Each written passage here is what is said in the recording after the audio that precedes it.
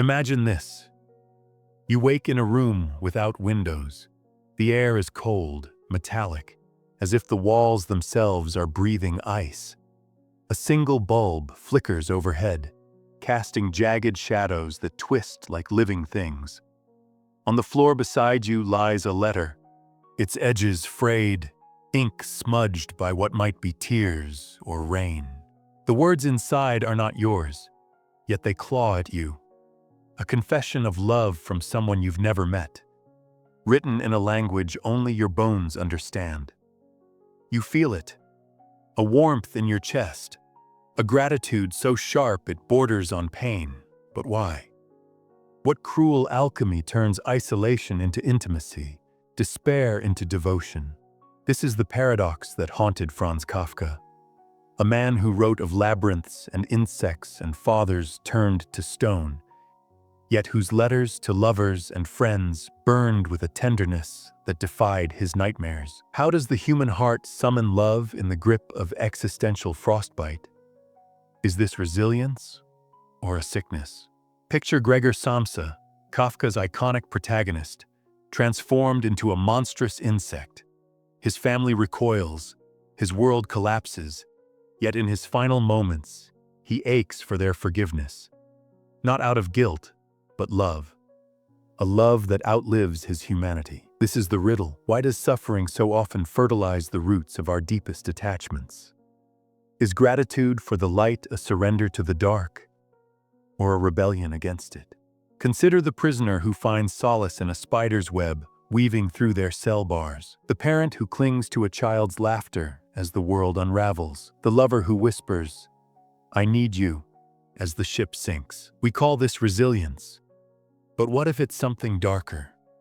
What if the human need to love amid ruin is not a triumph of spirit, but a neurological trap, a survival reflex gone rogue, a chemical storm in the amygdala that mistakes despair for connection? Kafka once wrote, "The meaning of life is that it stops." Yet in that same breath, he confessed to a friend, "I am made of literature." His life was a parade of humiliations. His father's disdain, failed relationships, tuberculosis gnawing his lungs. Yet his prose pulses with a yearning for meaning so raw, it feels like a scream into a void that screams back. What does it say about us that our most profound love letters are often written in blood, not ink? You might protest, but isn't love a choice? But what if choice is an illusion? What if your brain, that ancient machine, is wired to fuse love with pain because evolution favors those who cling to anything in the storm? Studies show trauma bonds, hostage syndrome, Stockholm syndrome, forge attachments stronger than joy ever could. Is your gratitude for the flicker of light in the dungeon truly yours? Or a puppetry of synapses firing in the dark? Or perhaps it's metaphysical. The mystics speak of dark nights of the soul, where divine love is felt most acutely in abandonment. Kafka, raised in a Jewish ghetto under the shadow of pogroms, once scribbled, "I am separated from all things by a hollow space." Yet he kept writing, as if each word could bridge the chasm. Was he grateful for the hollow, or cursed by its echo? Here's the hook. What if the line between gratitude and despair is a fiction? What if they are twins, born from the same existential wound? You felt it. That moment when grief becomes so vast it turns sacred. When the ache of loss morphs into a perverse gratitude for having loved at all. Is this enlightenment or delusion? Kafka died starving, isolated, begging his best friend to burn his unpublished work. Yet those pages survived, and in them, millions found a mirror. That is the question. Are we noble sufferers, transmuting pain into art? Or are we flies trapped in amber, preserved by the very forces that destroy us?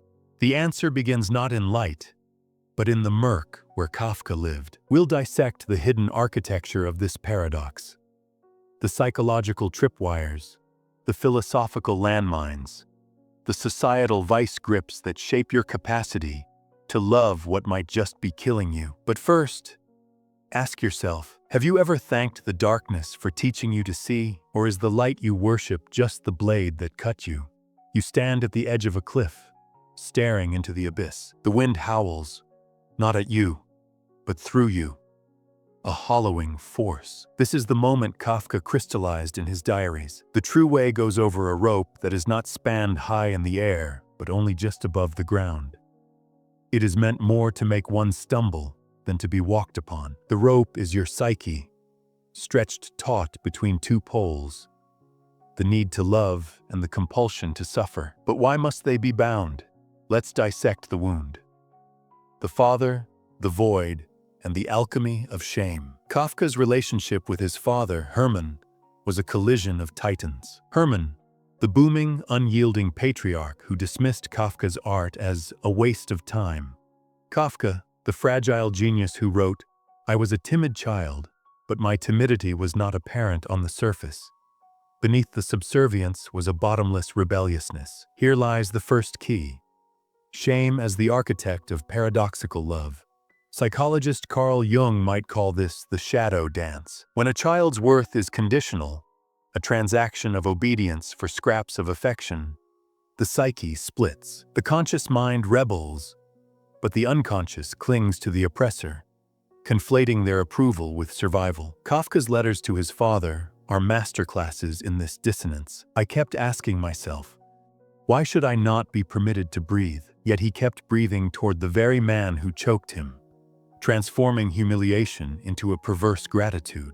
The Nietzschean tightrope. Nietzsche warned of the danger in staring too long into the abyss. If you gaze into it, the abyss also gazes into you. Kafka's genius and his curse was to make the abyss gaze back lovingly. His stories are filled with characters who eroticize their powerlessness. The hunger artist who starves for applause. The surveyor K, who lusts after the bureaucracy that entraps him. This is the will to power inverted, a masochistic symbiosis Nietzsche called ressentiment. But Nietzsche also offers a clue. Man would rather will nothingness than not will. Kafka's characters don't just endure suffering, they seduce it. Their love for the thing that destroys them is a defiant act of agency. To choose the void is still to choose. Schopenhauer's Porcupines. Arthur Schopenhauer's parable of the porcupines haunts this paradox. On a cold night, porcupines huddle for warmth, but prick each other with their quills. They retreat, then shiver, then huddle again, trapped in an oscillation of pain and need. This is human connection, Schopenhauer argued, a perpetual negotiation between isolation and injury. Kafka's women, Felice Bauer, Milena Jasenska, were his porcupines. He loved them desperately, yet sabotaged both engagements, writing to Milena, "I am dirty, unclean, unworthy." His shame created a feedback loop. The more he pushed away, the more he needed their light to justify his existence. Modern psychology calls this approach avoidance conflict, but Kafka lived it as a metaphysical truth. To love is to be pierced, but to stop bleeding is to die. The Frankl paradox. Viktor Frankl, Auschwitz survivor and father of logotherapy, wrote that suffering ceases to be suffering at the moment it finds meaning. Here lies the hidden mechanism. Misery becomes sacred when it serves as proof of love's depth. The widow cherishes grief because it is the last language her husband speaks. The addict romanticizes withdrawal as proof of their capacity to feel. Kafka's tuberculosis was his final love affair. As he coughed blood into his journals, he wrote, "The disease is merely a mask, behind which the battle is fought." The battle? To transmute physical decay into artistic immortality. His suffering wasn't a barrier to love. It was the altar where he sacrificed himself to it. The Huxleyan trap. Aldous Huxley warned of the cosmic conspiracy to keep humans enslaved by their own cravings. In Brave New World, citizens drown despair in soma. In Kafka's world, they drown it in meaning. The brain, wired for pattern recognition, seeks narratives even in chaos. This is apophenia, the tendency to perceive connections where none exist. Your mind whispers, "This pain must have purpose. This loss must be a lesson." You cling to love because the alternative is to confront the void's indifference. The existential blackmail Sartre declared, "We are condemned to be free." Kafka's characters are condemned to unfreedom. They love their cages because freedom terrifies. To be unshackled is to confront the nausea of infinite choices. Better the familiar dungeon than the vertigo of the open sky. This is the hidden problem. Your capacity to love amid ruin is not a virtue, but a neurological hostage situation. Evolution favors organisms that cling to anything. A parent's scorn, a lover's betrayal, a god who stays silent, because the alternative is existential freefall. You are biologically programmed to mistake trauma bonds for loyalty, desperation for devotion. But here's the twist. What if Kafka's genius was not in depicting despair, but in exposing the lie of its purity? His characters are never just suffering. They're observing their suffering, dissecting it, seducing it. They love the pain because it's the only proof they're alive. In the next section, we'll trace how this hidden force bleeds into every corner of your life. How it distorts relationships, sabotages joy, and turns your mind into a prison disguised as a sanctuary. But first, ask yourself, when you say, "I love you," are you speaking to the person or the wound they mirror back? You are a machine that feeds on its own exhaust. Every time you mistake pain for purpose, the gears grind deeper. Kafka understood this machinery. In the trial, Joseph K. wanders a labyrinth of bureaucratic horror, yet his true prison is his mind. A loop of self-justification. It's not the punishment that terrifies him, but the possibility that his guilt might be real. This is the first unseen consequence. The mind's alchemy turns suffering into a story, and the story into a cage. The dopamine of despair. Neuroscience reveals a chilling truth. Your brain rewards you for enduring pain. Oxytocin, the bonding hormone, floods not just during connection, but during crisis. Studies show trauma survivors often develop hyper-loyalty to abusers, a biochemical betrayal. Kafka's letters to Felice Bauer are case studies in this addiction. He writes of love, then self-sabotage, then penance, his words oscillating between feverish devotion and icy withdrawal. Each cycle spikes cortisol and dopamine, a neurochemical roller coaster masquerading as romance. You do this too. The friend who grows from toxic relationships. The artist who claims suffering fuels their work. The martyr who confuses exhaustion with virtue. These are not choices but pathologies. The brain's desperate bid to extract meaning from chaos. The confirmation bias trap. Cognitive bias is the invisible ink of self-destruction. You seek evidence that validates your narrative. I suffer because I love deeply. Kafka's diaries are littered with this logic. My writing is a form of prayer, he insists, even as it devours his sleep, his health, his chance at happiness. The brain filters out disconfirming data, the nights he could have loved, the books he could have burned. You do the same. You highlight the scars that prove your resilience, ignoring the wounds that never had to be. Society reinforces this. We lionize the tortured genius, the warrior who lost it all but kept their soul. Media sells redemption arcs. Religions canonize martyrs. Kafka's own father called his writing a luxury, yet history reveres him. This is cultural Stockholm syndrome, a collective agreement to valorize the very forces that erode us. The echo chamber of Samsara Schopenhauer's porcupines evolve into a societal feedback loop. Consider the modern dating industrial complex. Apps that monetize loneliness, self-help gurus selling manifestation courses to the brokenhearted. Kafka's hunger artist starves for applause in a circus. You starve for likes in a digital coliseum. Both are trapped in what Nietzsche called eternal recurrence. The same cycles of craving and shame repackaged across eras. Even rebellion is commodified. The trauma dump TikTok video the Instagram post about growth, the Kafkaesque meme lamenting existential dread.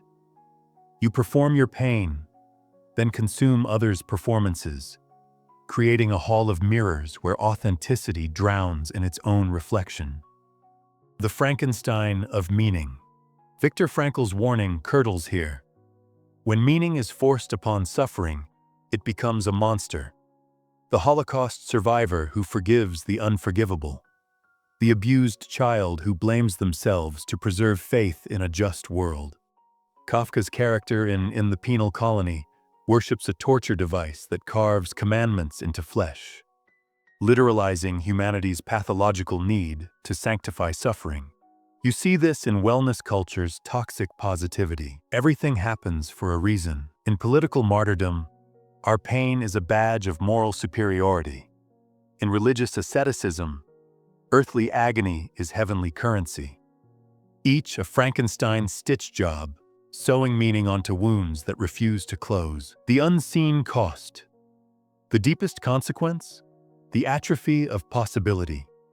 Every hour spent romanticizing ruins is an hour not spent building something new. Kafka's life exemplifies this. He wrote of liberation, "I need solitude and to be close to you." Yet his letters to Milena became a cage of their own. He longed for marriage but feared it would murder the writer in me. In the end, he achieved neither love nor literary fame in his lifetime. His genius was a preemptive eulogy. You too pay this tax. The years lost to processing trauma. The relationships sacrificed to the altar of self-care. The dreams deferred for safety. The unseen consequence is a life half-lived, a shadow play of hypotheticals, where the only thing risked is everything. The final layer. Here's the meta-nightmare. The more you dissect the trap, the tighter it grips. Awareness isn't escape. It's another gear in the machine. Kafka knew this. His stories are funhouse mirrors reflecting the viewer's own entrapment. The castle is never reached. The trial never ends. But what if the key isn't to solve the labyrinth, but to reframe the quest? The next section will propose a rebellion, not against suffering, but against the myth of its necessity. Before we go there, ask yourself, how much of your love for the darkness is survival, and how much is a surrender to the fear that light might demand you change? The answer lies not in the void, but in the act of turning away. You've been told to find meaning in the suffering, to lean into the pain, to trust the journey. Burn that map. Kafka's rebellion was not in surviving his father's scorn or his body's decay, but in writing sentences like, "I am free, no matter what binds me." Freedom, he realized, is not the absence of chains, but the audacity to doubt their legitimacy. The first heresy, love without leverage. Nietzsche's will to power is a siren song, seductive, destructive. Kafka drowned it out by flipping the script. What if love doesn't require a reason? What if it's a verb, not a verdict? When he wrote to Milena, "You are the knife I turn within myself," he wasn't romanticizing pain. He was dissecting the delusion that love must be earned through suffering. Your rebellion begins here. Stop bargaining with your heart. The abused partner who stays to fix them. The artist who glorifies poverty as authentic. The believer who conflates piety with self-punishment. All are playing a rigged game where the house always wins. Kafka's answer, write your pain in the third person. Objectify it. Stop letting it narrate your life. The second heresy. Embrace the unwritten. Kafka's dying wish was for his friend Max Brod to burn his unpublished manuscripts. Brod refused, a betrayal that birthed literary immortality. Here's the lesson. Rebellion thrives in the unsanctioned. The world wants your trauma neatly packaged, your healing Instagrammable, your love story with a 3-act structure. Reject it.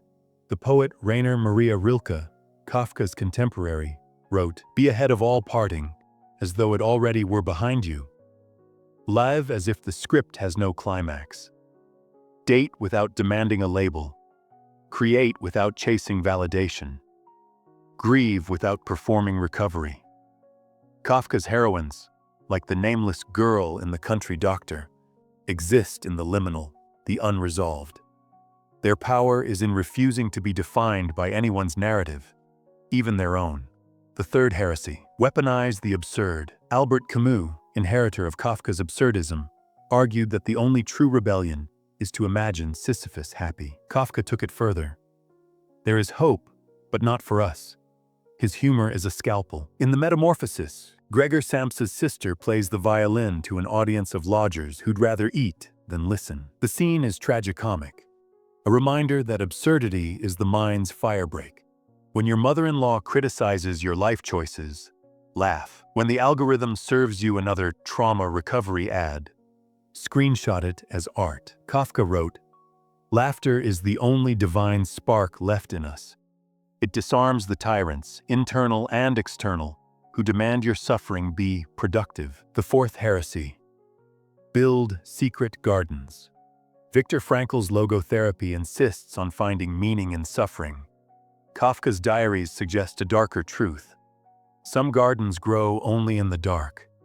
His love letters were not confessions but incantations, rituals to conjure a self beyond Hermann Kafka's shadow. Create your own clandestine spaces. The journal you burn after writing. The walk taken at 3 a.m. to nowhere. The pseudonymous blog where you write as a character who never existed. These are acts of psychic guerrilla warfare, reclaiming agency by refusing to let your pain be legible to others. The fifth heresy, surrender to the unfinished. Kafka's most rebellious work isn't the trial or the castle, but his aphorisms, fragmented, unpolished, defiantly unresolved. One reads, "The crows maintain that a single crow could destroy the heavens. Doubtless this is so, but it proves nothing against the heavens, for the heavens signify simply the impossibility of crows. The world is not a problem to solve, but a tension to inhabit. Stop trying to heal the parts of you that ache. Let them ache. The moment you stop trying to extract wisdom from wounds is the moment they lose their power to define you." The rebellion's price. This path has a cost. You'll be called a nihilist, a dropout, a negative Nancy. Kafka's fiancée, Felice, accused him of living in a dream. She was right. To rebel is to trade the comfort of victimhood for the vertigo of freedom. You'll grieve the identity built on suffering. You'll miss the dopamine hits of crisis. But here's the payoff. You get to be unfinished. A mosaic of scars and possibilities. Kafka didn't finish his novels because he refused to sanctify the act of finishing. His rebellion was in the trying, the almost, the what if. In the final section, we'll confront the ultimate truth Kafka left unspoken, that the void you fear isn't empty. It's a mirror, and in its reflection lies a question so radical it could unravel everything you think you know about love, suffering, and the light that flickers between them. But first ask yourself, if you stopped fighting the darkness, what would you finally see in the silence? You've been staring at the mirror for hours, waiting for it to blink, but the reflection never wavers. Kafka understood this terror. The mirror, he wrote, does not reflect the face, but the stare. What if the void you've feared isn't empty? It's watching, not as a cosmic judge, but as a silent collaborator. The final truth isn't that life is meaningless, but that meaning is a conspiracy between your chaos and the world's. The paradox of the unfinished Kafka's novels are famously incomplete. The castle ends with K perpetually barred from the institution that governs his life. The trial closes with Joseph K murdered like a dog. Even his life was a fragment, unpublished, unloved, a testament to what he called the indestructibility of the inessential. But here's the revelation. The incompleteness is the point. Camus wrote that the myth of Sisyphus becomes a victory the moment he embraces the futility of pushing the boulder. Kafka's genius was to show that the human condition is not a problem to solve, but a question to inhabit. Your suffering isn't a bug in the system. It's the system's language. When you stop demanding answers, the question itself becomes a kind of love, the alchemy of useless beauty. Kafka's hero, the hunger artist, starves himself to death in a cage, ignored by crowds. His final words, "I have to fast. I can't help it." The artist's tragedy isn't his obscurity, but his purity. He fasts not for applause, but because it's his nature. This is the ultimate rebellion, to create beauty that refuses utility. Your love letters, your grief, your midnight journals, they don't need to fix anything. Kafka's diaries weren't therapy. They were a performance of his psyche, a dance with demons that didn't need an audience. The world tells you to heal or move on. Burn that script. Some wounds aren't meant to close. They're portals. The conspiracy of light and shadow. Schopenhauer's porcupines huddle for warmth, but pierce each other. Nietzsche's abyss gazes back. Frankel's prisoners find meaning in suffering. Kafka synthesizes them all into a single truth. Light and dark are lovers in a war they both need. When you love someone who breaks you, you're not sick. You're participating in an ancient contract. The human brain evolved to fuse pain and connection because survival depended on not letting go. Your tears for a lost lover are no more yours than the rain that falls on a grave. They're the ecosystem of existence, recycling grief into the soil where new love grows. The final heresy, love without redemption. Kafka's most radical act was to love without demanding redemption. He didn't write to be understood, to be loved back, to be published. He wrote because a non-writing writer is a monster inviting madness. This is the ultimate truth. Love is not a transaction. It's a surrender to the act itself. When you love someone or something, a person, a cause, a god, you're not investing in an outcome. You're signing a covenant with uncertainty. Kafka's letters to Milena weren't bridges to her heart. They were bridges to his own, built plank by plank in the dark. The mirror cracks. Remember the opening image, the letter in the cold room, the gratitude that feels like a blade. Now you see the trick.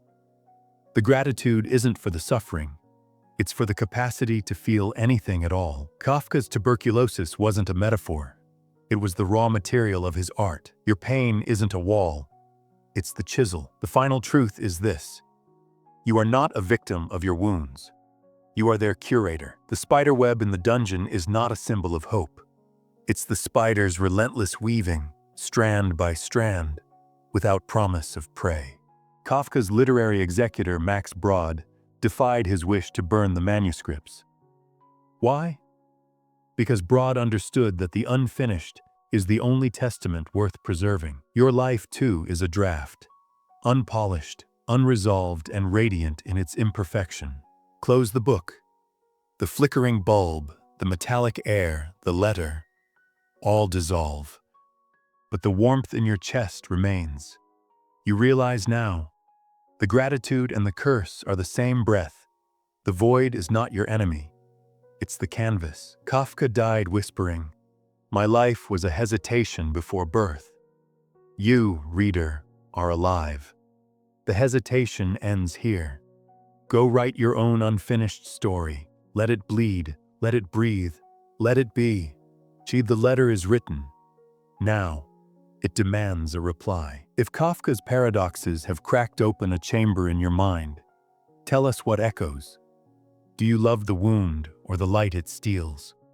Are you the spider or the web? Share your reckoning in the comments. Let this be the first stroke of a collective confession. And if you dare to wander further into the labyrinth, subscribe. More dispatches from the edge of meaning await. The next letter might be addressed to you. We write to taste life twice. Press subscribe to live thrice.